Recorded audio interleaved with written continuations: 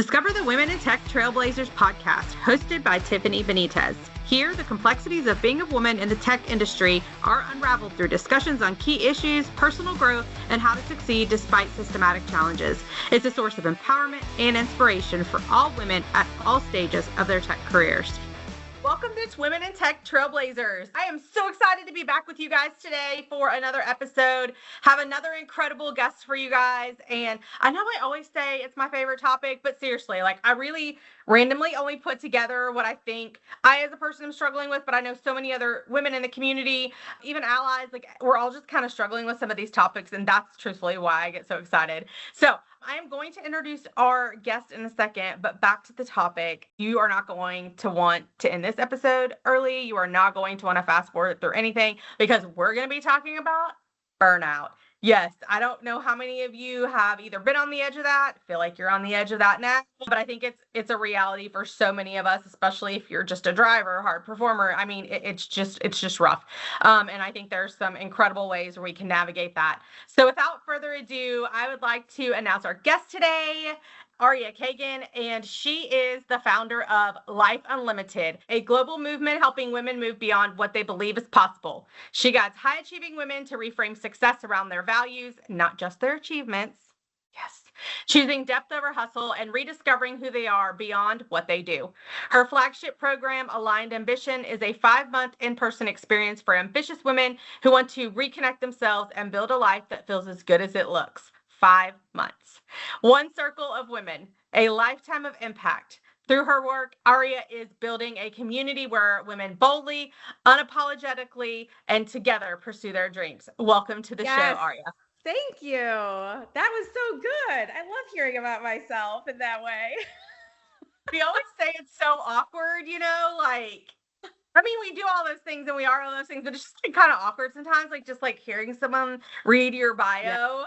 Well, the whole topic and theme of our show is about authenticity. Yeah. And the first thing we ask anyone that we bring on, just because it's so cool to hear everyone's different perspectives, and it's just really important to us. So can you tell me what authenticity means to you?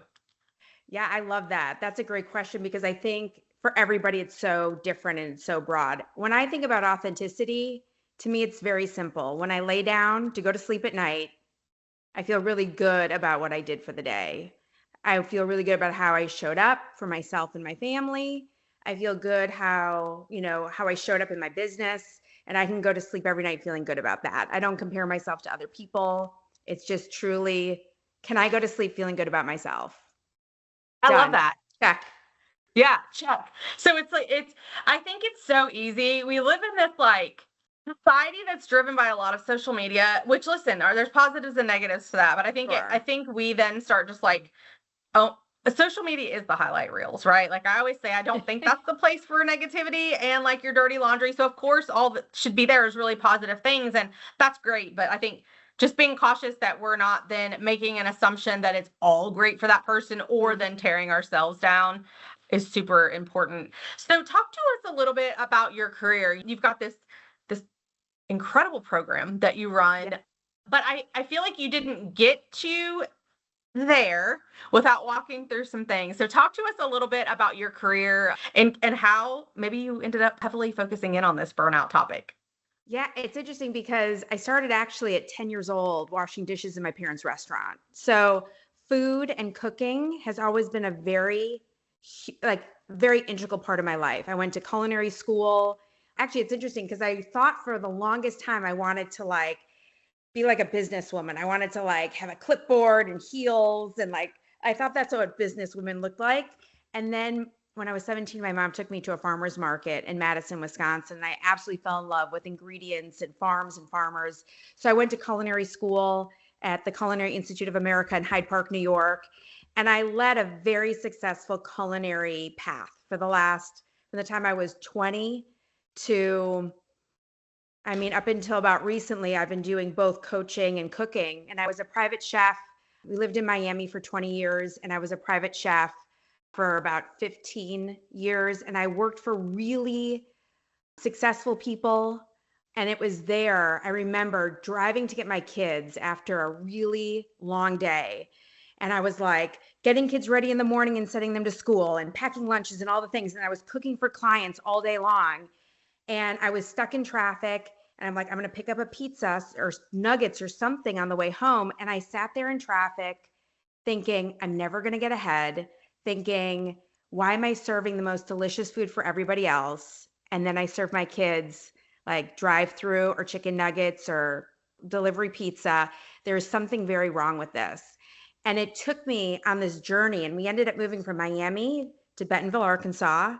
And I thought that was going to change everything. I thought changing my zip code, changing my my job description was going to change the burnout that I was feeling in Miami. The traffic in Miami was so tough. I'm like, oh, I'll go to Bentonville, Arkansas. There won't be any traffic. That will solve all my burnout problems. And it didn't. And it took me for the last 5 years. I've done incredible coaching certifications, and I've really learned what burnout is and what it's not. And I've been able to fix it on my own. And for the last 4 years, I've been working with women specifically on burnout, high achieving women, because I do think we're constantly chasing the thing. And when we get to the thing, we get there, it's like, oh, it's not as great as I thought. What is wrong?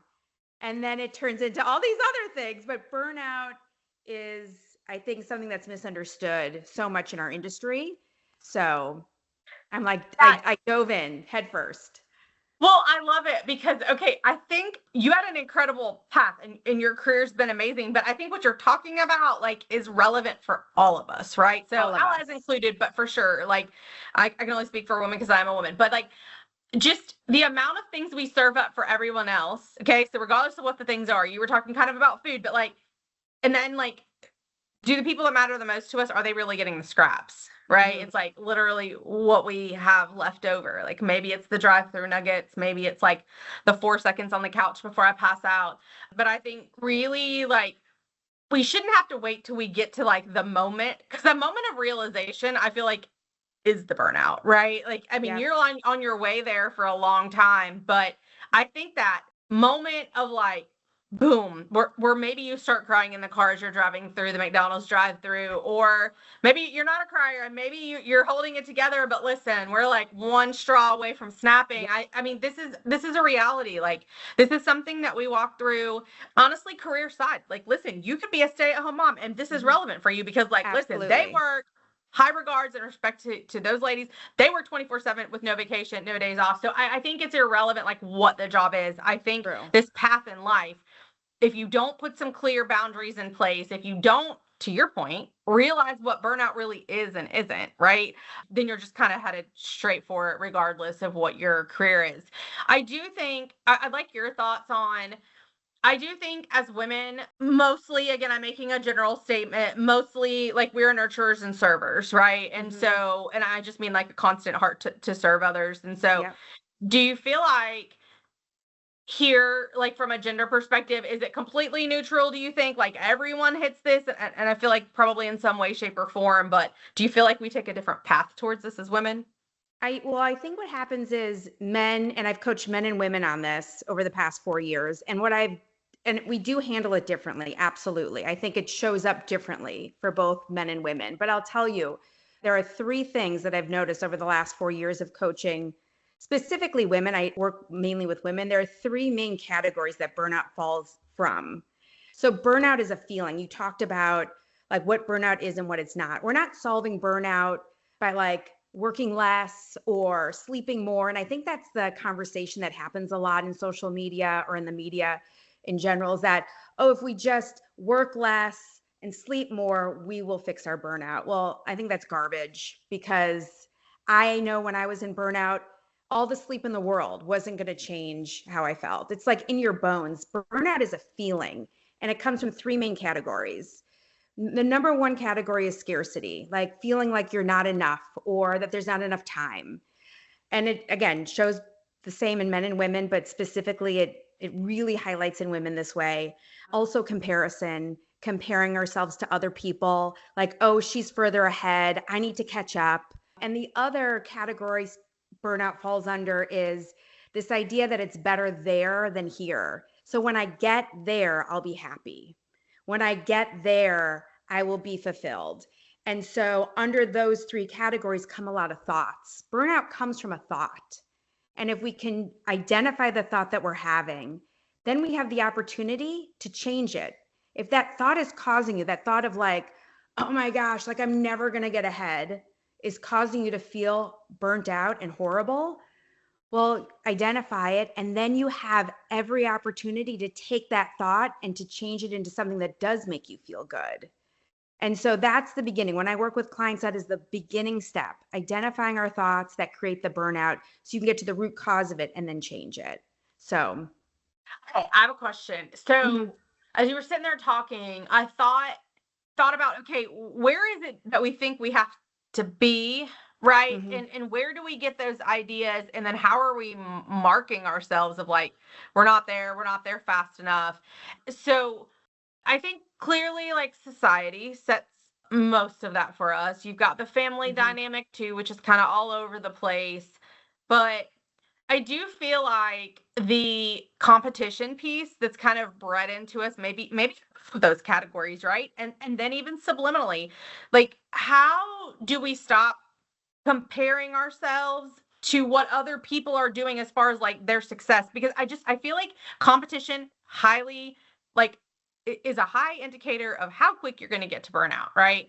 And so if we you said it's all in our mind, right? Like it's a mindset thing. And so how do we really shift from competition and comparison? Because essentially I feel like those are kind of, roots here. How do we shift from some of that? And then if we can make that shift, does that really help us better track away from burnout? What are your thoughts there? Before we jump back in, a quick thank you to Women in Technology of Northwest Arkansas for being part of this journey. We cannot thank them enough. They continue to create space for women to grow, connect, and lead in tech. Let's get back to the conversation. Well, and I think it's interesting because I think you can be ambitious. I was always a very ambitious person. I'm still very ambitious. And at the same time, and I think competition can be good when you're like using it to motivate you. It's only not good when you begin to use it as your enemy.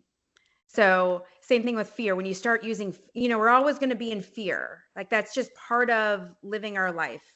There's always like a little piece of fear. But when you make it your friend, when you take care of it, when you have compassion for yourself through it, through comparison, through fear, whatever that is, and you don't make it your enemy, you can use it to really rocket fuel ship yourself to wherever you want to go. So when you talk about comparison specifically, I think instead of looking at somebody and saying like, oh my gosh, she's so much further ahead, why can't I get there too? You can look at someone and say, she's so much further ahead. Now I know it's possible for me and I'm going to go too. Like, I think we can restructure things to make it to push us rather than hold us back. So I really love that.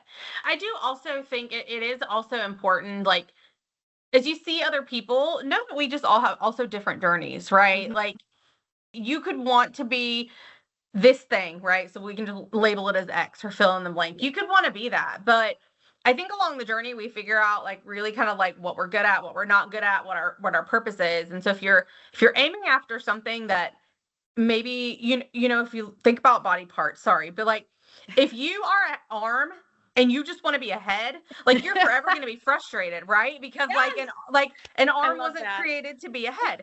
And so I'm a visual person, so it just helps me to like metaphorically or visually kind of think about it. But find out what you are good at, what you truly love, like not what everyone else is doing. And honestly, maybe not what your parents tell you success is, but I think it's really important for us to explore and really understand, like, where are you at? What do you love? What do you want to do? Because if not, then you're already tracking to burnout before you even get there, because you don't even really know, like, do I love this thing? I'm frustrated. I can't get there. She's there. He's there. And I'm not, and so I feel like there's also like an inner journey part of this, of like truly knowing and understanding, who you are and what you actually want and love to do versus maybe what you've been told since you were a kid. Absolutely. And it's interesting because the program that I developed, Aligned Ambition, came from that. It was like at 22, I made a decision about what I wanted to do with my life. And I kept going and going and going. And I hit like 42 and I was going and going in that direction. And I realized, like, how did I even get on this path? I'm like, oh, this is what I wanted to do when I was 22. But at 42, I have different priorities. I have different goals. And when you align yourself to where you want to go versus what you thought you wanted to do or what you thought your parents wanted you to do or your partner wanted you to do, and you get on your path of authenticity, like clear what you want, I think it's beautiful when women can really snap into that and snap out of like this idea of what they thought they should be. And it could be something even 5 years ago, like having a goal and then realizing 5 years later, that's really not what you want. And that's okay too. It's totally fine because that will absolutely lead you to that burnout of like pushing and pushing and pushing. I don't know how much of our audience are 40 plus, but we're going to talk here for a second, ladies. Okay. I think there's this thing that happens, and again, not a guide, so I'm not sure if this happens for our allies or not, but tune in anyways. I feel like we like do all these things and we have all these boxes that we're going to check and all the things that we're going to do. And then you like hit 40 and then you start questioning some things like, why am I actually doing this? Like, do I actually care about it? Or maybe I cared about it 10 years ago or 5 years ago, but I actually don't anymore. And we start having these like really weird feelings of like, yeah, I actually don't want to do this anymore. And I don't understand why we don't more as a society foster, like, it's absolutely okay to change your mind at any time. It's okay to reevaluate. Yes. Seasons look different. Like years look different. Everything looks different. And so I think just pigeonholing ourselves into like what our plans were, because ultimately that usually, I mean, let's be honest, how often do our plans end up the way we planned? Mostly not. And so we stay frustrated because we're like chasing, I think you said earlier, we're just like chasing this thing, whatever it is. And truthfully, for most of us, I'll tell you, like, if you're a high performer, once you get the thing, then it's the next thing. Like you're never at the end. Absolutely. Yeah. So I just think in general, like just knowing like you're not alone, I think is really helpful. The point of this podcast is really to talk about all the things that we never talk about. And like, look, we can talk about AI all day. We can talk about anything that you want to from a tech topic, but this platform is really for us to talk about as women that have walked through and navigated some crazy things that we all are, just to really talk about them. And so I think just know you're not alone, I guess is what I would say, and know that we're all navigating. It's okay at any point to like change your mind, stop, pivot, do something different. There's nothing wrong with you. We're all sitting here reevaluating our lives. Like I'm in my mid 40s and have no idea what I want to be when I grow up. Like, love my job, love what I do in the community. But like, I'm in a stage of like, I want to be fulfilled more than just like the corporate boxes that are checked. And I think you said that, I read that in your bio of like, that's what your program does. I do want you to share just a little bit more about the program, Aligned Ambition. I know we gave a summary, but I think we probably hit a place where people are like, okay, I'm so feeling what they're saying, but now what? And so we always want to try to help our audience. Like if there's a way we can provide a solution, that we offer that. So can you just tell us a little bit about your program? Yeah, no, that program came from like the darkest place of my life. Really, that moment of like, what am I doing with my life? Number one. And number two, it's like, I thought there was something wrong with me. And that was this like, why can't I just be happy thought? Why can't I just be happy? What's wrong with me? And I realized there was nothing wrong with me. I just, like I said before, my priorities had changed. My goals had changed. I'm now seeing, if you ever gone on a hike and you start out at one point and you're like, oh, it's pretty down here. And then you get to the top and you're like, oh my goodness, I never knew this is what was possible. And so once you start seeing other things in your life and you start having, you get in the 40s, your 40s, you're like, oh my gosh, I got through like the little kid era. At least that was for me. I got through like the kids. And then I was like, well, now I have more time to think about what else I want to do with my life. And it was really, in my early 40s, I'm like, this is fantastic. I have so much now more to look forward to. So Aligned Ambition, you asked me a question. It's a 5-month program just for women. And it's monthly. We meet in person. Community is so important. A lot of what I work on is community and developing community. So it's women, it's in person. We have dinner, we have coffee, we talk. I have great prompts to get you, like we go through the program month by month by month. And so each month I take a topic, we talk about it, we work through it together as a community, individually as well. And then there's a one-on-one call with me every month. So we take 45 minutes, you and me individually, to go over what you're working on that month. And then I always have a guest speaker online that talks about something like the nervous system, or I have a great doctor that talks about brain health. So it's all encompassing. So at the end of those 5 months, you're like, oh, like I cleared out all the things that I thought I was supposed to do. I cleared out all the things that society thought I was supposed to do. I'm getting really clear on what I want to do. Like, what does my next chapter look like? And it's a beautiful transformation. I love being a part of it. I love teaching it. And it's a really, really special place.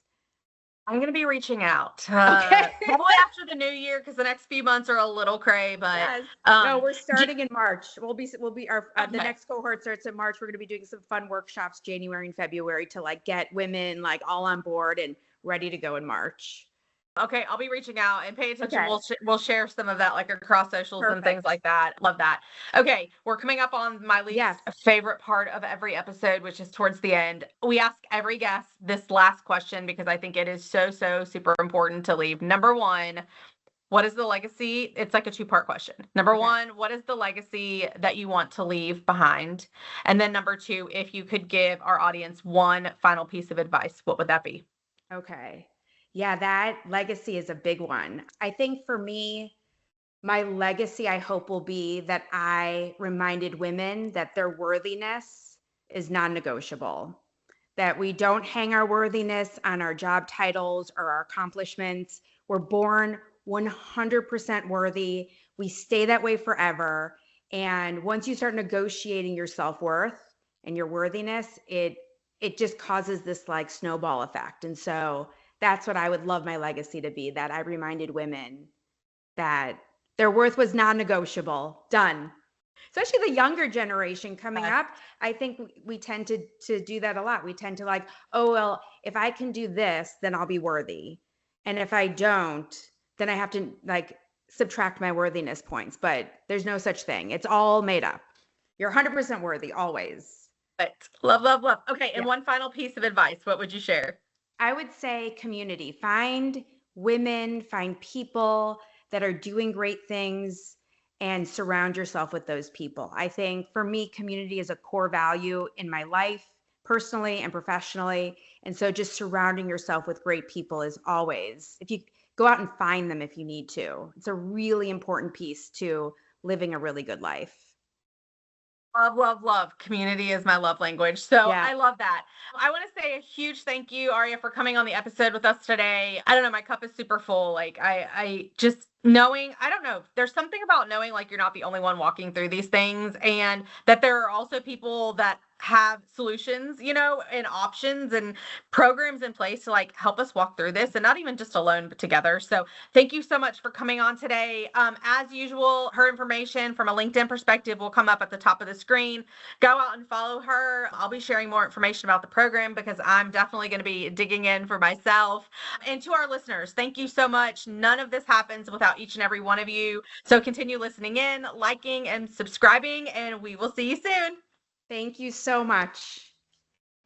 You've been listening to the Women in Tech Trailblazers podcast. Thanks for being here. If something resonated with you, please share this episode with your friends, your colleagues, or anyone you know that needs to hear it. And don't forget to subscribe to catch what's next. We'll be back soon with more real stories and honest conversations. Until then, keep showing up and let's keep making space at the table.